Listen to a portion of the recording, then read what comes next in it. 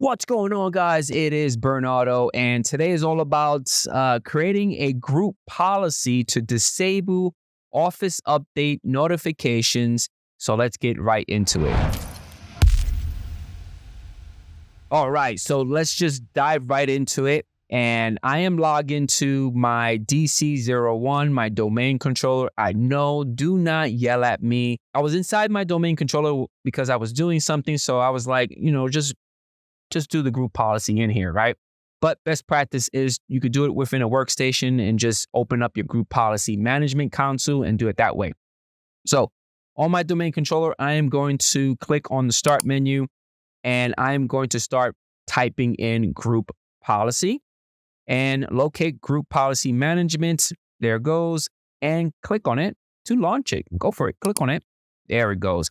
Now, once it launch up, I typically like to go into the group policy objects folder, and I like to right click on it and then click on new. Now, from here, I am actually going to give it the following name. Pretty self-explanatory, computer. Reason why I entered computer is because it's going to tackle the computer configuration node, and the name is going to be disable Office update notifications because that is what we are trying to accomplish here.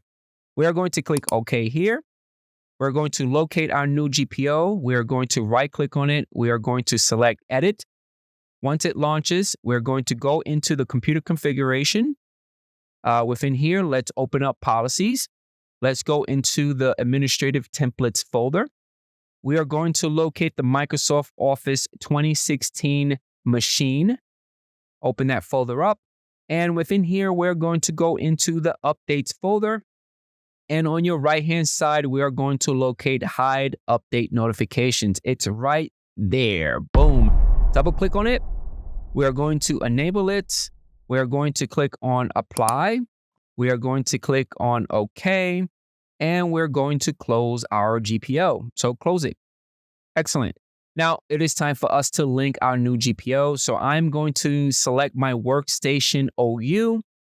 I'm going to right click on that organizational unit called workstations.